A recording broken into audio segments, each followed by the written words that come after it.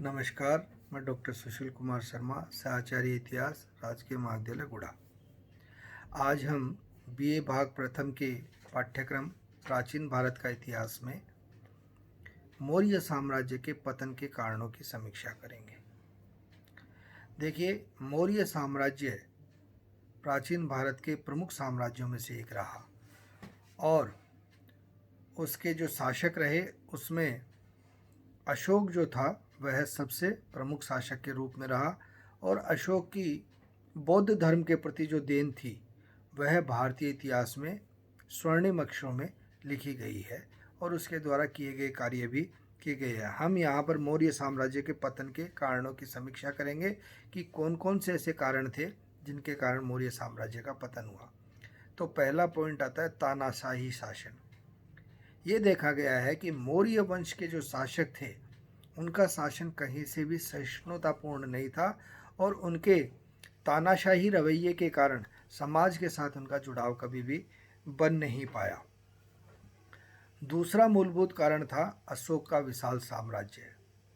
अशोक ने तत्कालीन समय इतने बड़े साम्राज्य को विकसित कर लिया था और प्राचीन भारत में जिस प्रकार से संसाधनों की कमी थी और अपन उसके अगले पॉइंट की बात करें कि यातायात के साधनों की कमी थी, तो ऐसे विशाल साम्राज्य को विकेंद्रीकृत व्यवस्था में और उसके ऊपर सारे क्षेत्रों से नियंत्रण स्थापित करना बहुत ही मुश्किल था, क्योंकि तत्कालीन समय एक स्थान से दूसरे स्थान पर जाने के लिए लगभग डेढ़ दो महीने का समय लग जाया करता था। ऐसी स्थिति के अंदर किसी भी प्रकार से किसी भी शासक के द्वारा अपने शासन को सुचारू रूप से संचालित करना बहुत ही मुश्किल था। तो ये अशोक का विशाल साम्राज्य और यातायात के साधनों की कमी।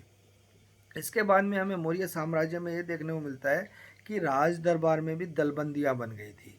इन दलबंदियों के कारण भी शासक अपने कार्य को सुचारू रूप से संचालित नहीं कर पाता था और उसकी स्थितियां जो है वो समाज को संचालित करने या राज्य को संचालित करने में उसके कठिनाइयां आ रही थी। वह भी इसके पतन के कारणों में मुख्य रूप से रहा। और जो हमें देखने को मिलता है अन्य कारण के रूप में कि राजसी परिवार जो थे उसमें षड्यंत्र होते थे और षड्यंत्र के साथ में उनमें आपस में लड़ाई झगड़े भी बहुत होते थे। ऐसी स्थिति में शासन की जो स्थितियां थी वह मजबूत स्थिति में नहीं आ पाई और शासक के राजवंशी घराने आपस में ही संघर्षरत रहे। इसके बाद में जो सबसे प्रमुख चीज़ देखने को आती है कि केंद्रीय शासन की निर्बलता। जैसे कि मैंने पहले भी चर्चा करी कि तत्कालीन समय केंद्रीय शक्ति जो थी वह इतनी प्रभावी नहीं थी कि वह क्षेत्रीय शक्तियों के साथ में अपने साम्राज्य को संचालित कर सके, अपनी व्यवस्थाओं को उन पर लागू कर सके। और इसी समय एक चीज़ और देखने में आई कि प्रांतीय गवर्नर जो थे, क्योंकि केंद्रीकृत व्यवस्था के अंदर उनके द्वारा कोई ऐसा व्यवस्थित कार्य नहीं किया गया था कि वह प्रांतीय गवर्नरों के ऊपर अपना अंकुश रख सके। और यह जो प्रांतीय गवर्नर जो थे इन्होंने जनता के ऊपर अत्याचार करने प्रारंभ कर दिए थे। तो कहा जाता है कि क्षेत्रीय शक्तियों के द्वारा या क्षेत्रीय जो प्रांतीय गवर्नर थे उनके द्वारा जो जनता पर अत्याचार किए जाते थे, उस जनता पर अत्याचार के कारण सरकार से उसका साथ हटता चला जा रहा था और उसकी खबर तक वहाँ पर नहीं पहुँचती थी कि यहाँ पर गवर्नरों के द्वारा किस प्रकार के अत्याचार किए जा रहे हैं। तो ये कुछ ऐसे मूलभूत कारण मौर्य साम्राज्य के पतन के लिए प्रभावी हो गए। प्रांतीय गवर्नरों के अत्याचारों ने भी इसमें बड़ा योगदान दिया। इसी समय एक चीज़ और हुई कि करों में भी बहुत कहा जाता है कि मौर्य साम्राज्य में अधिकता कर दी गई थी और उसमें करों के अधिकता होने के कारण जो आम जन था वह परेशानी महसूस करने लगा और उसकी स्थिति या उसकी सद्भावना जो है वह राजशाही से हटने लगी और उसके कारण भी मौर्य साम्राज्य का पतन हुआ। इस समय मौर्य साम्राज्य के शासकों के द्वारा कुछ बड़े युद्ध कर लिए गए, जिसमें कलिंग का युद्ध ही काफ़ी प्रसिद्ध युद्ध रहा।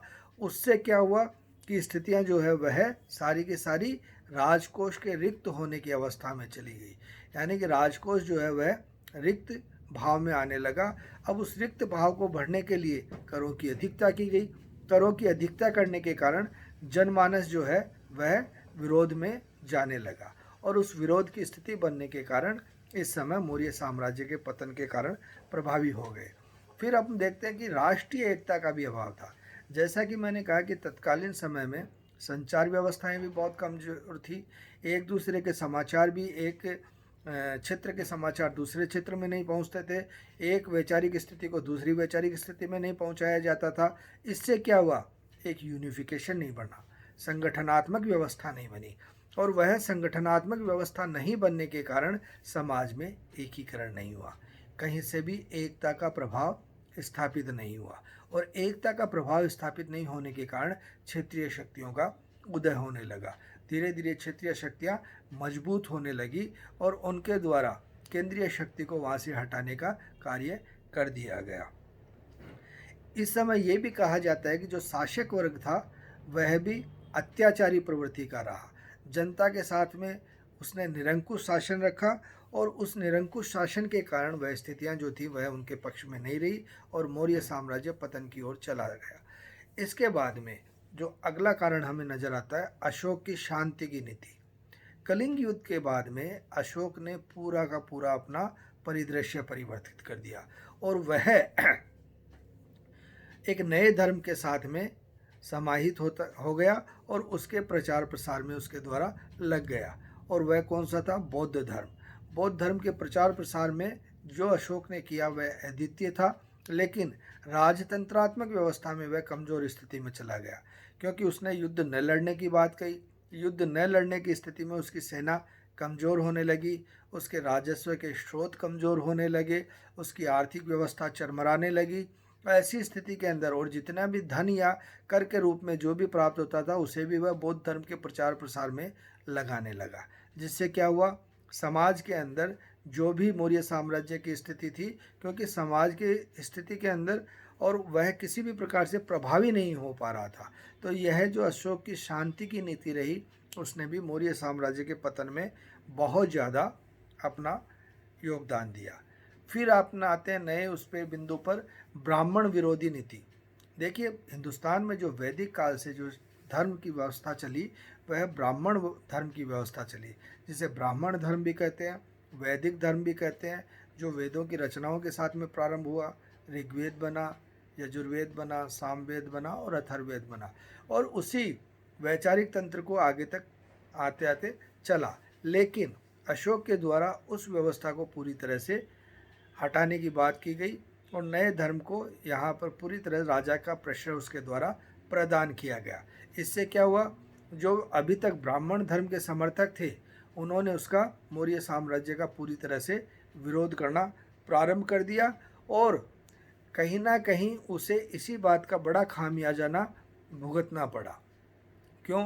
क्योंकि उनका जो अंतिम राजा था, अब अगर अपन आगे की बात करें तो इस समय जो अशोक के उत्तराधिकारी थे वो भी निर्बल थे, और निर्बल होने के कारण वहाँ पर स्थिति उनके पक्ष से हटती हुई चली गई। और इसी समय कुछ विदेशी आक्रमण हुए, और इन विदेशी आक्रमणों ने मौर्य साम्राज्य की कमर तोड़ के रख दी। मौर्य साम्राज्य बिल्कुल पतन के प्रभाव में जाने लगा। और जब ऐसी स्थिति आई तो अशोक के जो उत्तराधिकारी थे वो भी सारे के सारे अयोग्य साबित हुए। उनमें कोई भी शासक ऐसा नहीं था जो कि शासन तंत्र को प्रभावी ढंग से आगे चला सके। और बौद्ध धर्म में जो अहिंसा का भाव रखा गया था, अहिंसक स्थितियों को बनाया गया था, उस अहिंसक व्यवस्था से राजतंत्रात्मक व्यवस्थाओं को आगे नहीं चलाया जा सकता था। तो इनके अंदर जो मिश्रित व्यवस्थाएं हुई उसमें हमने देखा कि ब्राह्मण विरोधी नीति और ब्राह्मण धर्म के जो प्रवर्तक थे उनकी व्यवस्थाएं अभी भी समाज में मजबूत थी। तो ऐसी स्थिति में उनका कहा जाता है कि जो उनका अंतिम शासक मौर्य साम्राज्य का जो आता है वह था वृहद्रथ, और वृहद्रथ का जो सेनापति था वह था पुष्यमित्र शुंग। कहते हैं कि भरी सभा में ही, कहते हैं एक बार जब राजा के सामने परेड हो रही थी तो उसी परेड के अंदर पुष्यमित्र शुंग के द्वारा वृहद्रथ की हत्या कर दी जाती है। और वृहद्रथ की हत्या करने के बाद में पुष्यमित्र शुंग जो है वह नया शासक बन जाता है, ब्राह्मणवर्षी। इसे ब्राह्मण पुनरुत्थान के रूप में भी देखा जाता है कि ब्राह्मण पुनरुत्थान के रूप में ही पुष्यमित्र शुंग जो है उसने अंतिम मौर्य शासक वृहद्रथ की हत्या करी और ब्राह्मण धर्म को पुनः स्थापित करने का उसके द्वारा कार्य किया गया था। बहुत से ब्राह्मण धर्म के जो प्रवर्तक थे उसमें शुंग वंश है, सातवाहन वंश है, कण्व वंश है। इनके द्वारा शासन के हमें बहुत से उदाहरण मिलते हैं प्राचीन भारत के अंदर। और मौर्य साम्राज्य की जो मूलभूत व्यवस्थाएं जो खराब हुई वह इन्हीं कारणों से हुई और वही उनके पतन के कारण बने, जिसमें मैंने बताया कि निरंकुश शासन व्यवस्था थी, करों की अधिकता उनके द्वारा कर दी गई, शांति व्यवस्था के कारण ये लोग परेशान हो गए, राजकोष की रिक्तता आ गई, विदेशी आक्रमणों ने इसको फिर से पूरी तरह हिला करके रख दिया। और अंतिम रूप से अपन जब उसको देखते हैं कि तत्कालीन समय ब्राह्मण धर्म के जो प्रवर्तक थे उनके द्वारा इन्हें पूरी तरह से समाप्त करने के लिए अपना कार्य किया गया और पुष्यमित्र शुंग के द्वारा अपने शासन तंत्र को वहाँ पर प्रभावी बनाया गया।